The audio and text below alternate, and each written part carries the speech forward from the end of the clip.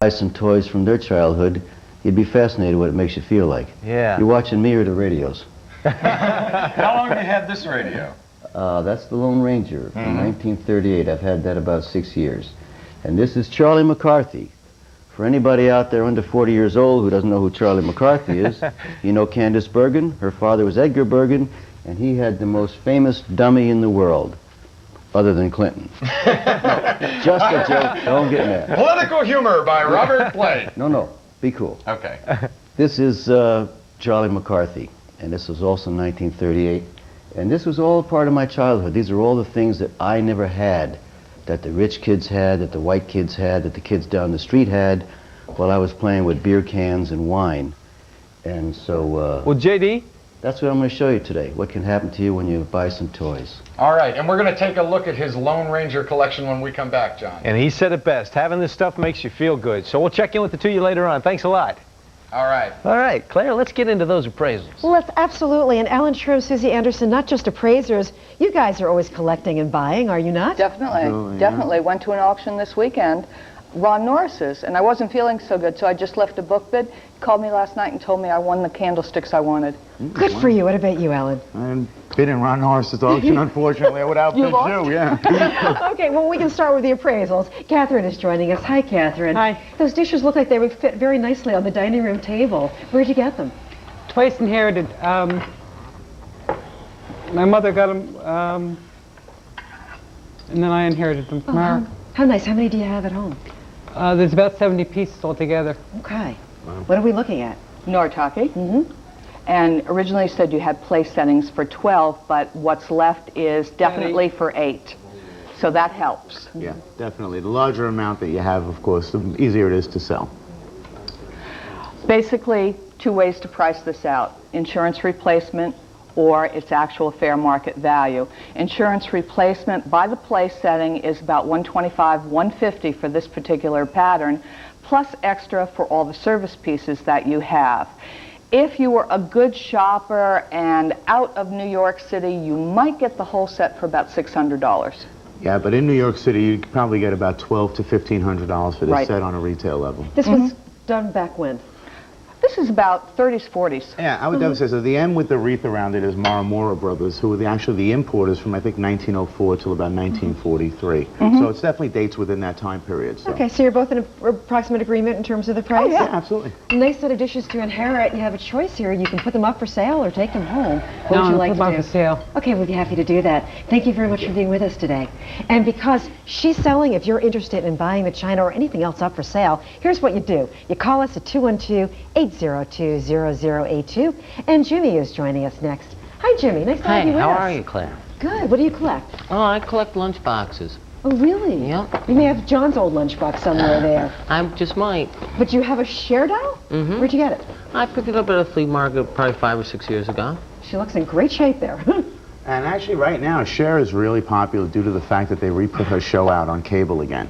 And the Sonny and Cher show is out, and that really brought up the market on the collectibles of Sonny and Cher, and they're doing very well over the past 3 to 6 months. How much did it increase the value when all of a sudden the show comes back in? Well, I think what happens is that a lot of people who remember having it as kids forget about it. They see the show on TV, and all of a sudden their whole childhood, just what Robert Blake was talking about, it brings back the fountain of youth. You see it, you remember the day you had it, you touch it, you play with it, and you feel like you're 15 years old. It ups the value about... Definitely. Well, I mean, these pieces here right now, the doll's probably selling in the $100 range, and the outfit's about $60 or $75 a piece. And if you go to some of the most current books, you will see that they book for $20, $25 a piece. That's how fast they escalate in this marketplace if they become popular again. Were these outfits designed by Bob Mackie? Or no. Yes, this one is here. Yes. That one is? This one is not. Well-known designer. Okay. So is this more valuable? Well, this one says it is too. I'm sorry. No, I think all the outfits that were done in the designer collection, so it was all done by Bob Mackie. The most valuable outfit is the American Indian. Yes, that's the most valuable one. So for all three? I probably got about $250. About $200 right now. How'd you do? Oh, fine. Oh, yeah. Want to put it up for sale? Sure, I'll take bids. We'll do that. Thank you so much for being with us today. Okay. And Elizabeth is joining us next. Hi, Elizabeth. Nice to have you with us. Hi. And is that a... Oh, where'd you get your doll? It's not mine, it's my mom's. She had it for a while. I don't know how long, okay. really. Pass it along. What grade are you in? 6th. 6th grade. Do some collecting? Yeah. I collect some like cat figures and posters and stuff. You I never love know cats. a few years from now how many cats you're going to have or acquire. You'll be a super collector. Yeah, I love cats. A great doll she brought in. This is actually the bubble cut of Barbie. I took a look overall on a Barbie doll. When anybody ever does want to buy one or get one, the first things you want to do is maybe look at the nail polish, look at the lipstick, look at all these little details that are on the doll, because the cleaner it is and the better it is and the more color. So she needs a good manicure and... Yeah, she had a bad habit of biting her nails, Right. Barbie, so she's missing a couple of nails there. But it's still a good old doll. It's probably around 62 or so, I think maybe 61, yeah. 62. 60s.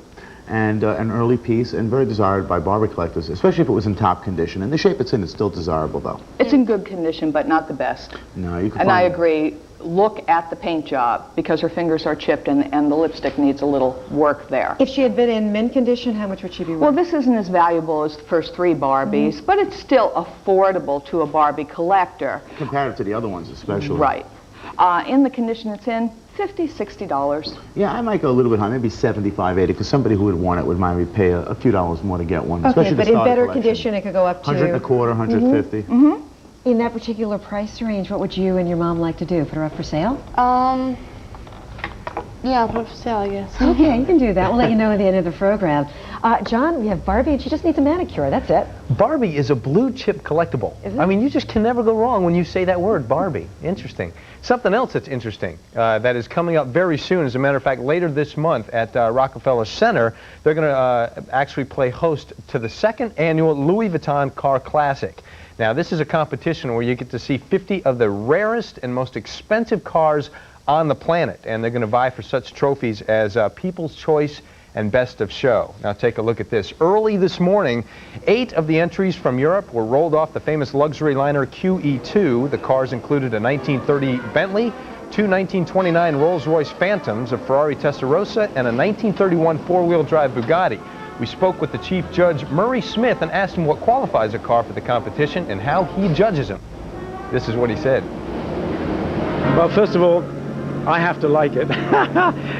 Secondly, authenticity is really important. We want the cars to be real cars, not rebodied, over-restored cars. We like cars that are real, if possible, that are still used. Most of these cars here you see today are driven by their owners or even raced by their owners. Really, it's a question of, first of all, the basic things. They have to run, they have to be authentic, and then comes that sort of patina. Rarity is important if they only built 2 or 1 car of that type. And beauty of the coachwork, beauty of the mechanical side. You know, if it's got a V12 engine built in 1922, that's pretty rare. There aren't any, actually. So the big competition is going to be later this month, September 26th through the 28th. That's going to be a lot of fun, isn't it? Wouldn't you just love to drive in one of those cars? Well, over the 3-day festival, they're expecting 2 million people, and I can tell you right now, they better expect 2,000,001, because I'm going.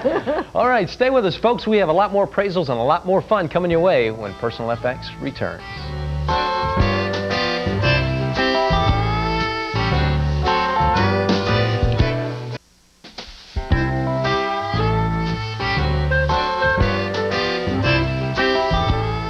Welcome back to Personal FX. A little later on, we're looking forward to seeing actor Robert Blake's Lone Ranger collection. But John, we've got a lot of appraisals to get to before then. So gosh darn it, let's get to it. Holly has joined us. Hi, Holly, how you doing? Good. Where are you from? Pennsylvania. Welcome. Now, what did you bring here? What do you have? It's a haul set. I got it at a flea market rummage sale, maybe about 5 years ago. All right. Okay. Hull, of course, American. This is woodland pattern, came in 2 different ways. Matte finish is the earlier, the glossy finish is the later, so this is a little bit later. If you got it at a tag sale, I expect you got it at a very good value. We'll find out. Yeah. We'll find Most out. valuable pieces are your candlesticks, by the way. They're 100 and a quarter a piece. Yeah, it doesn't make a difference on size how big a piece is. It's the rarity and how many people want it versus how many were made. And a lot of these companies also flourished a lot in the 1940s. During World War II, they weren't allowed to bring in any pottery of any sort from outside sources. So all these American potters flourished. And so many of these lines came out and became very popular and very famous. Supply and demand, it was the war. Absolutely. Value-wise, I'm at about $400 for everything. Absolutely, absolutely. This piece here is at least $100, the cornucopia. in the center. And how much did you say that the candlesticks? 100 and a quarter piece. 100 and a quarter on these. And I'm usually conservative on those. Yeah, I mean, I'd even be 400 to 500 on this whole set. So, all right. Well, what did you pay? Can I ask what you paid for it at the? It was around $5 for the set. Whoa, well done. Well done. Cha-ching. Do you want to take some bids? Yes. All right, we'll do that for you. Thank you for bringing that in. Thank you. And let me give you the number in case you'd like to place a bid, 212-802-0082. Thank you very much, sir, for helping out. And Valerie is up next. Hi, Valerie, come on in. How you doing? Good. How are you? Good. What do you got there? Trains. It's a bicentennial. It's a commemorative set. Has 15 pieces, and it commemorates the 13 states of the Union. Oh, now where'd you get this? Bought it about, I'd say 8 years ago. Oh, is that right? All right. Have at it, guys. Oh, Lionel trains are real popular right now. One thing I do want to point out is a lot of people think only the old trains are worth money. The newer trains are worth money too, especially now that the kids that collected these in the mid-70s have now grown up and actually have the money to buy this stuff back. So. This was made for the bicentennial, obviously, and still in the box, which really adds to the value of this one. So we can just about put it in boxed mint condition.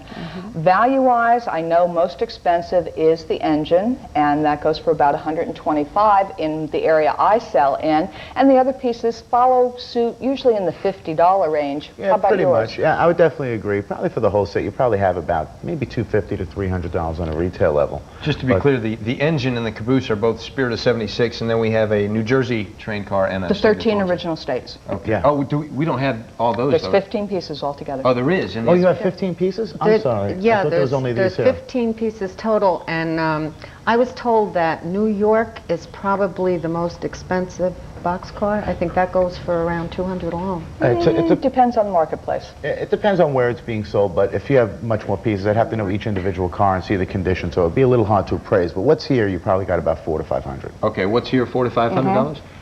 Would you And like... I have And the you whole do have set. the other ones? Yeah. Okay, would you like to take bids? Yes, I would. All right, we'll let you know. Thank you for bringing Okay. those by. Appreciate Thank that. you. Okay, and up next is Dorothy. Hi, Dorothy. Hi, Where are you from? Pennsylvania. Welcome. What do you have? Well, I have a box that my brother-in-law gave me. I think it might be from Germany. It's very ornate, but I don't know much more about it than that. There's some marking on the bottom, but I can't really distinguish it. Okay. Well, I think you're going by the fact that I asked which family member came from Germany. And that I determined by the back on a couple of your items from its country of origin. This is marked 800, which I don't think you're going to pick up. Well, let's go ahead and just tip it forward so we can at least... It's a little touch mark, and what that means is out of 1,000 part, 800 are silver. It's not sterling, but it is silver. But some people count it as coin silver or 800 silver. It's But not really when it comes referred to European. these pieces. Right, it's a little bit different. If it's marked 800, it usually comes from the Germanic areas. Other countries, their standards might be 730, 925. So basically, I can, with assurance, tell you that that's from the Germanic areas. It is called a tobacco box. Yes. And it has a vermeil wash, which is gold inside.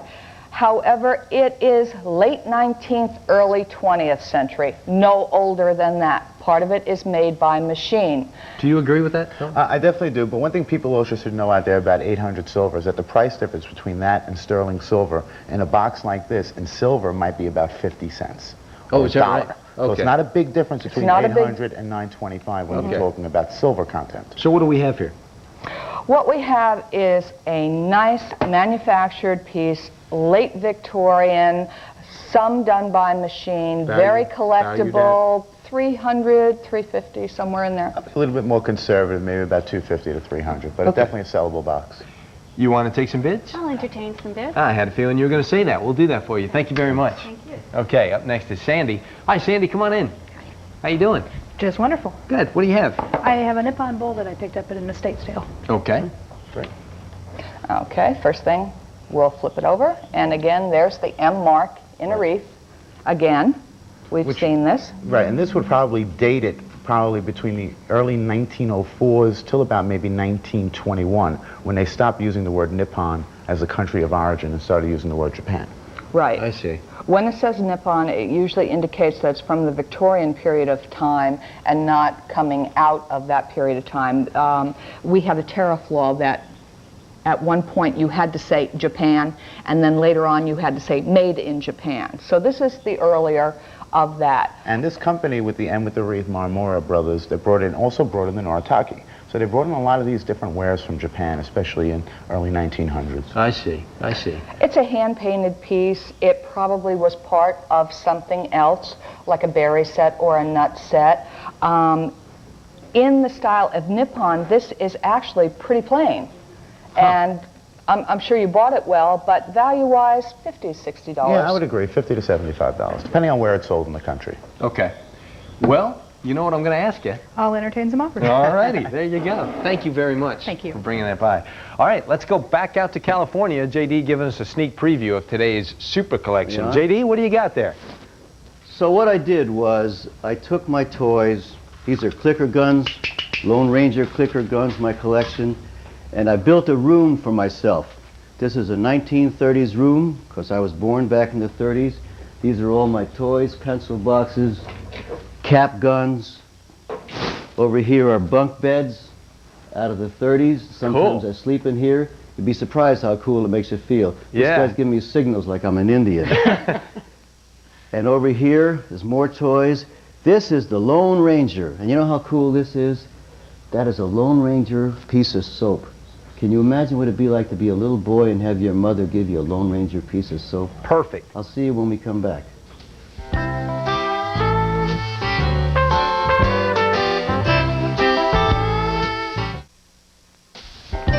Did you know that the Lone Ranger premiered on a Detroit radio station on Monday evening, January 30th, 1933, and the series premiered on television in 1949 and was featured in everything from movies to cartoons. The Lone Ranger. Long live the Lone Ranger. Long live the Lone Ranger. Very popular Yeah. still. And we've got a bunch of items right now we want to tell you about because you can bid on them. Let's start out with the Noritake China. It's a place setting for 8, dating back to about the 30s or 40s, worth $600 to $1,500. And for those of you who like Cher, we have the Cher doll, we have outfits, and some of them designed by Bob Mackie, a very well-known designer, and worth $200 to $250 in the original boxes from the 1970s. And you gotta love Barbie. We have a Barbie doll that has been appraised at anywhere from $50 to $80 from the early 60s, in good condition, except for some chip paint on the fingers. But still desirable, right? I'm missing some lipstick, A but... little bit of lipstick. So some lipsticks and polish, that'll do her. You know, a little touch-up, little paint. We got the whole pottery set. This was appraised at $400 to $500, made in America, glossy finish, and that is marked Hull on the bottom. We've got the Lionel train set. Now, it's a commemorative set in the original boxes, and our appraisers in the commercial break checked all the other cars, so for the entire set of how many? 15? 15. 15, you're looking at $800 to $1,000 for the entire set. We also have the tobacco box, and this was appraised at $250 to $300. Late Victorian, and part of it is machine made. And last but not least, we have the Nippon bowl, and this was appraised at $50 to $75. From 1904 to 1921, hand-painted piece right there, Nippon bowl. So, for those of you who see something you like, this is a good time to bid. 212-802-0082. You know, John, we have on Super Collectors, I always love hearing about the stories. Certain people didn't have things as a child, but as an adult, that great feeling of getting it. That's the thing. It gives you that good feeling Yes. of going back in time. Yeah, let's go see some more of this great stuff out there, JD. That's right. That's exactly the case with Robert Blake. We're out here at his home, and we're going to take a look at some of his Lone Ranger memorabilia. That's what we're doing. That's what we're doing. These are little chalk dolls, and when I was a boy and you walked on the pier, they gave you a little round ring and a penny, and you threw it and you tried to make it fall over a chalk doll. There may not be many of them left on the earth because they're chalk dolls. These are really cool. Once again, can you imagine a mother having a little boy or a little girl a Lone Ranger wristwatch? Yeah. Now, where Watch do you out get for a pocket lot knife. of these? That's a pocket watch. Wow. Is that cool? Yeah, Yes. that's real cool. You buy them, you go to toy shows. I'm kind of lucky because being a kind of an old half-assed celebrity, people know what I collect, and they'll get in touch with me and say, hey, we got this, would you like to have it, and stuff like that. These are pocket knives. I got a whole collection of pocket knives, which we're going to show you on another segment of this very same show at some other time. We're going to do my clicker guns, we're going to do BB guns, we're going to do pocket knives. This is all cool Lone Ranger stuff. Can you imagine that? This is like little boxes of film about Lone Ranger, and there's the little camera, And to the show box. it. Wow, you got the box. In the box, Once again, and we all in know the that box. that's important. Hey, let's head on into the bedroom. We're heading into the bedroom. We're heading into the The bedroom producer's taking me into the bedroom. to take a look This, at, by the way, is also junk that I'm going to be selling. Oh, I'm getting a website. It's called Robert Blake's Junkyard, where I'm going to get rid of all this stuff to all the people out there in the United States, and I'm going to put like scrapbooks of little beavers, scrapbooks of the little rascals. All the junk that I got is all going to go on the web, and then people can have it for the rest of their lives. And this whoever is wants. you as a child in one of the Red Ryder films. That's, you figured that was me, not this. That's me over there. That's the little beaver. That's right. That's great. Heading along here, into the bedroom that we into saw the earlier. bedroom we go. Now tell us about this Lone Ranger Okay. bank, which This is the clicker gun set, which you're going to see at another time on another show. See, clicker guns are cool. G-Man clicker guns. Watch out, man. This is a Lone Ranger bank for some kid who had money, which I didn't, but they put their little quarters and pennies in there. Lone Ranger card games. Lone Ranger first aid box. Gotta have it. In case you tear one of your fingers off, you get to fix it all by yourself. Now, are This- you tapped into like other Lone Ranger collectors? Like, do you know other Lone Ranger collectors? No, So you don't get your stuff by trading with other collectors? no. No? You will I now. just find stuff and I buy it. How about that? A blotter from World War I telling you to be patriotic and be cool at school. See? And we have a couple of things back here. Moving right along here. Look at this. Do you remember these old pencil boxes? Oh, there yeah. we go. Tell us about this pencil Go ahead, box. you tell them about it. You Chief. tell me about it. Where'd you get it? I bought it from somebody. And what did you like about it? Why did you decide to buy it? It's got a drawer. That's cool. got a Remember the drawer. old pencil boxes with drawers you'd keep your stuff in? All right, what else do you want to show us? Whatever you say, Chief. How about the soap? You were Go talking ahead. about the Go soap right ahead. before. Tell me about the soap. You tell me about the soap. You tell me about the soap. It's your soap. Hey, This obviously is a very old Lone Ranger soap. Hey, John, we have And, appraisers. We have appraisers here that could probably tell you about the soap. What do you know about that, Alan? I haven't seen a bar of soap like that still in the original box in any condition, shape, or form. That is really a very rare piece to find. So valuable. Yeah, Very, the only very other valuable. one that I've seen unused is in the Smithsonian. Yeah, I mean, and you usually find them, and sometimes they get with a lot of heat and stuff, so they just like melt down a little bit. So, Robert, you're right up there with the Smithsonian. Well, I've already given my body to the Smithsonian. When I croak, they're going to put a feather in my hair and stick me in the Smithsonian. 30. All right. You got 30 seconds 30 left? seconds left. So, Hey, do you have one other piece that you want to show us? All right. Come on down here, Chief. All right. This is a collection of flashlights, and this is a Lone Ranger flashlight. As he bends his head into the shot and goes, Cool. Cool. watch out. With the bonus whistle. Well, we want to thank Robert Blake for letting us come into your house and showing us your Lone Ranger collection. Thank you. Thank you. Okay. Well, you know, Back to you guys. I tell you, Robert, a lot of Lone Ranger collectors out there, and they're all going to know you now because they're passionate about this stuff. Like I said, I'm not a collector, and I'm not going to sell this thing for the money. I'm going to sell all my stuff, all the photographs that I got, all that stuff to people who love it, and it's going to make their life better. And I hope that they'll go out and buy some toys for themselves, like I did, because it's a groove. Absolutely. Thank you both very much. Thank you, JD. All right, guys. The Lone Ranger rides again. Alan Sherman's been buying toys since he was yay high. Actually, I buy Beretta toys. I wanted to see his Beretta collection. Right. How much was that soap worth? Do we know? Oh, that's an auction item, big money. You're gonna get Auction a lot item. of. You're gonna get two guys that want Lone Ranger stuff. We'll bid that piece up hundreds and hundreds and hundreds of dollars just to get it. Amazing. Well, stay with us, folks. When Personal FX returns, we have more appraisals coming your way, and Alan Shrem is going to show us how to take care of our pennants. Stay with us.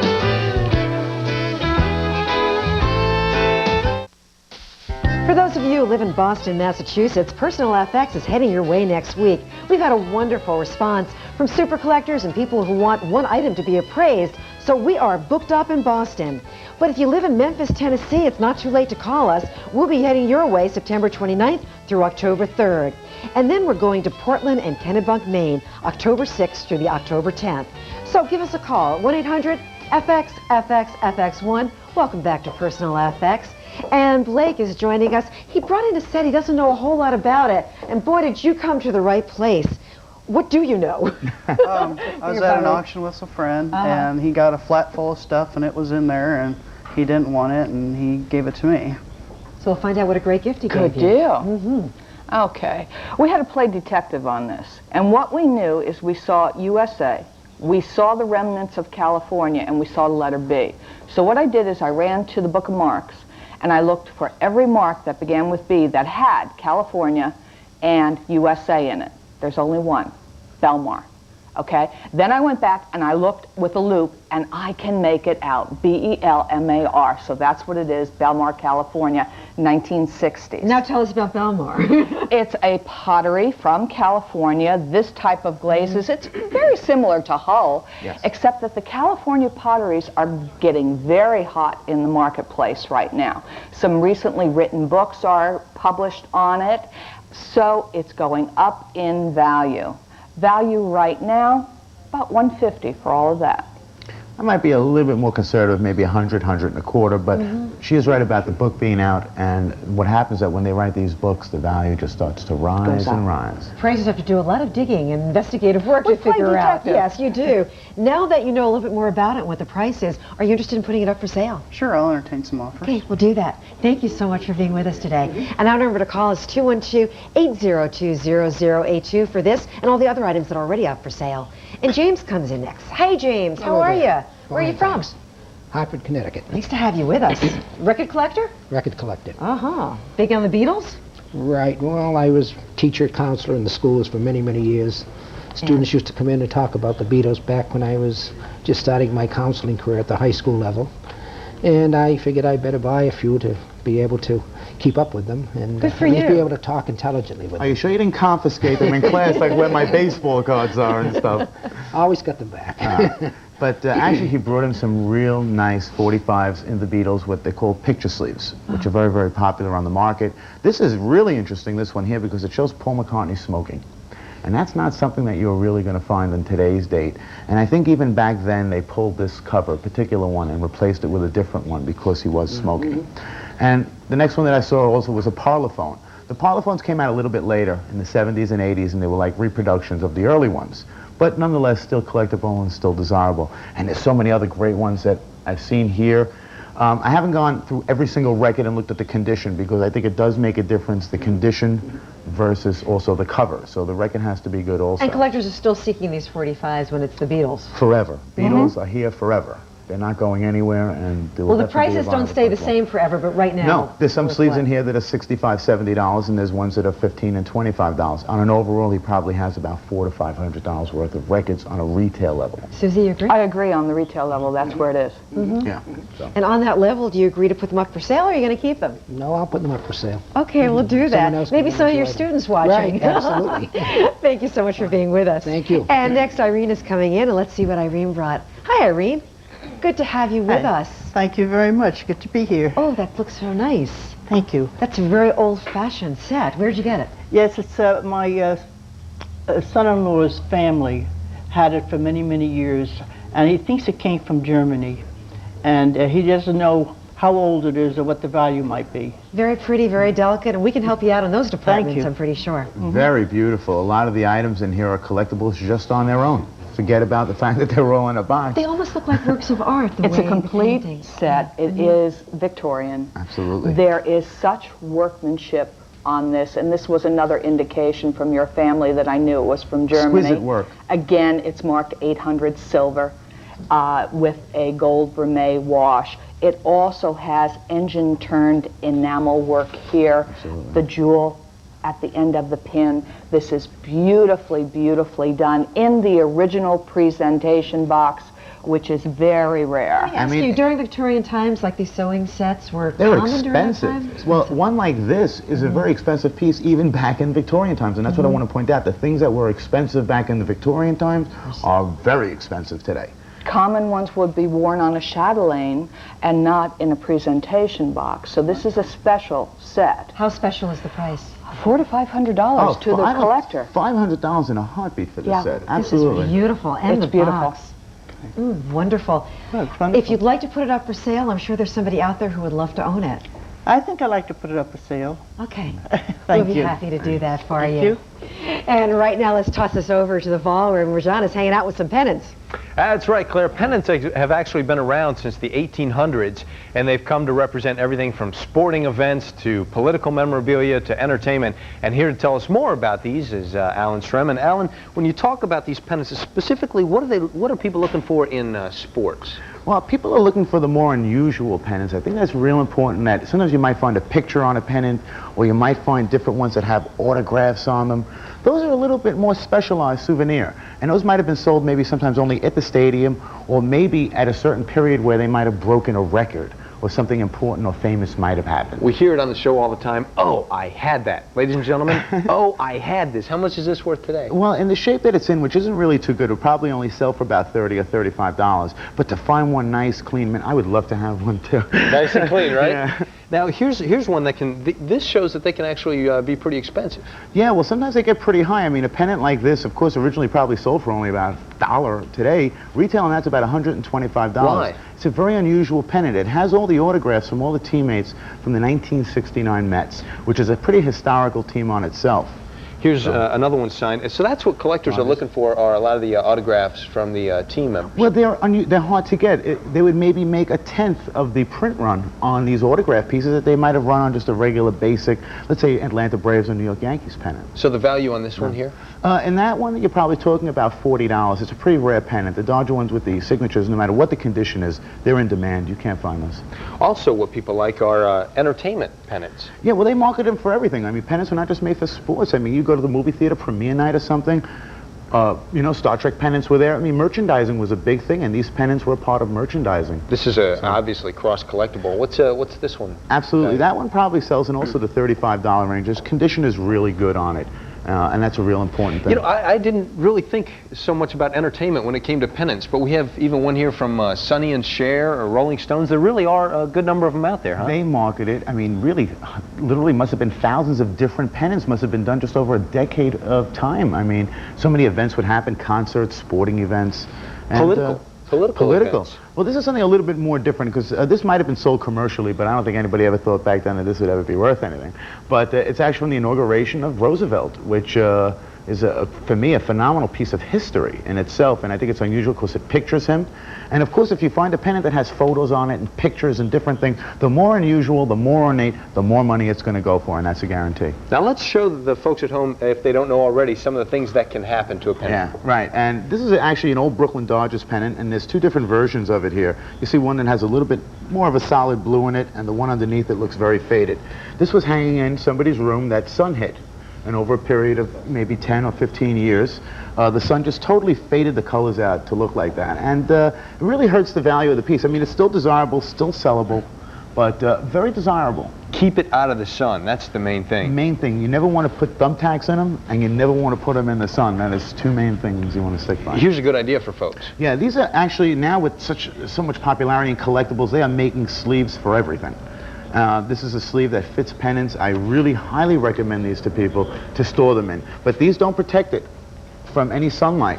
And, and beware also because fluorescent light also can do the same thing over a period of time. Alan mentioned don't use the thumbtacks, which happens a lot. You can always use the plastic, and maybe a paper clip or something is a good idea to hang it. Or you can use the thumbtack through the plastic. But through not the plastic, right, exactly. That's what most people are doing nowadays. Thank you very much, sir. My pleasure. Really appreciate that. All right, stick with us, folks. We have, well, Alan's going to be doing some more appraising. We have a lot more fun coming your way when Personal FX returns.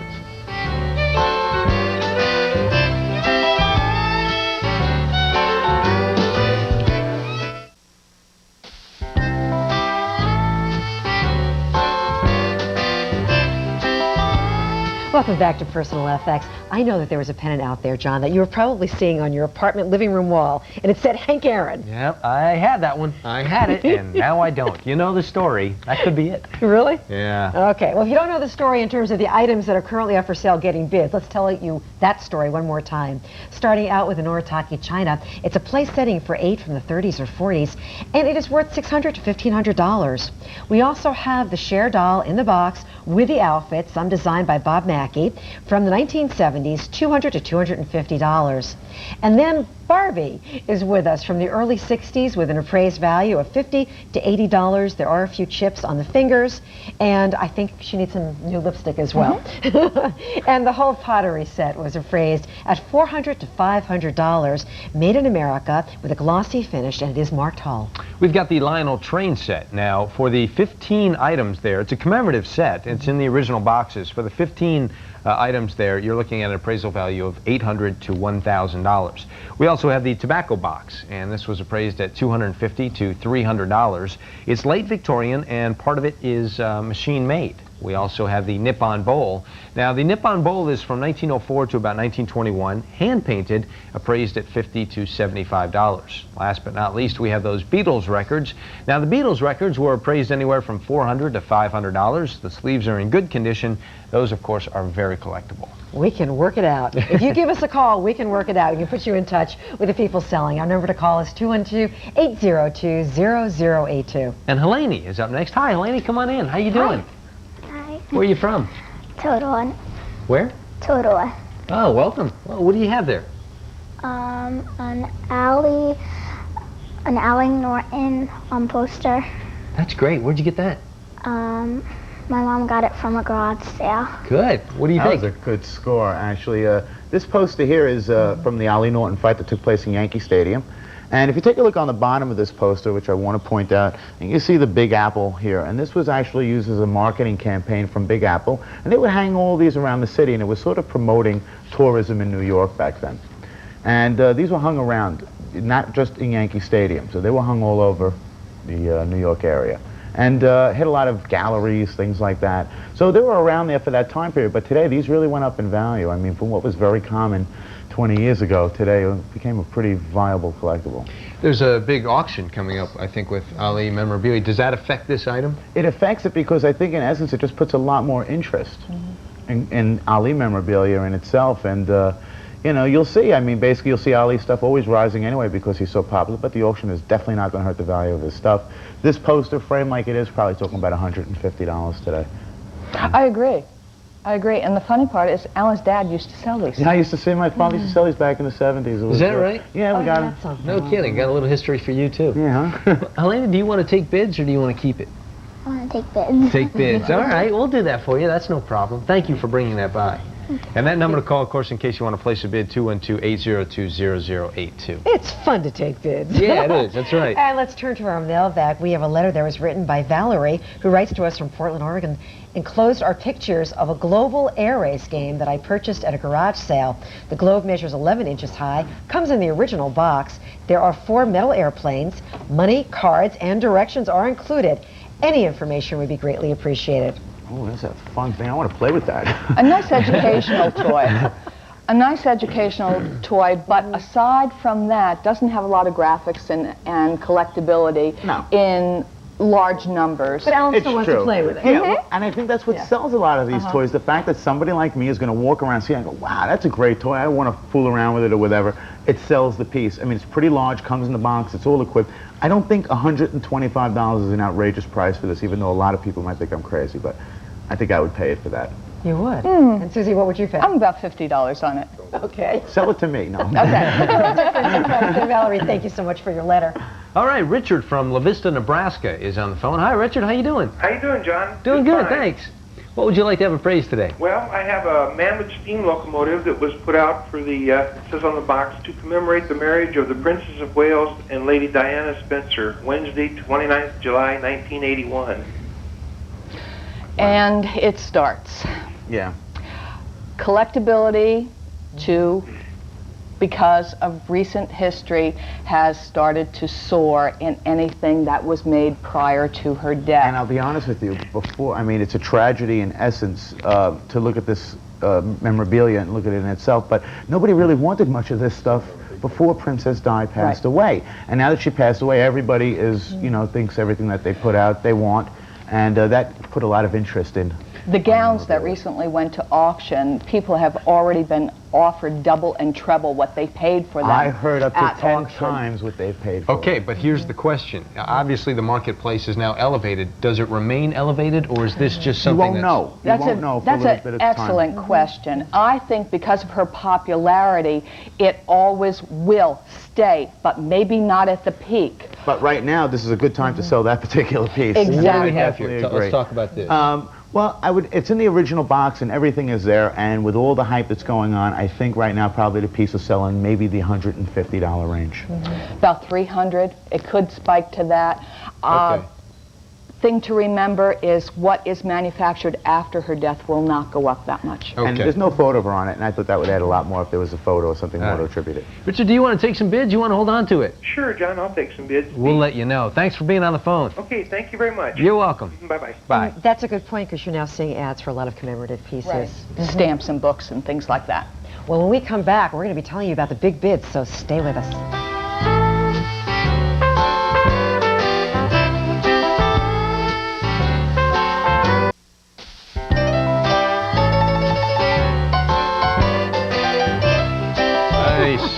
Very nice. Yeah. Comparing notes. Welcome back to Personal FX. Before we get started with the big bids, let's thank our appraisers. First of all, Alan Shrem for teaching us all about those pennants. Thank you very much. And Susie also for appraising and helping us with all that information. Thank you, gang. You guys are terrific. All right, let's get started with these now. Catherine, wanted to let you know for the Noritake China, Eva from Corinth, Texas called in with an offer of $855. Sold. Whoa! Jimmy with the Cher doll and outfit. Sue from Carlsbad, California wants them for $225. Sold. Elizabeth with the Barbie doll. Stacy from San Francisco called in with an offer of $100. Sold.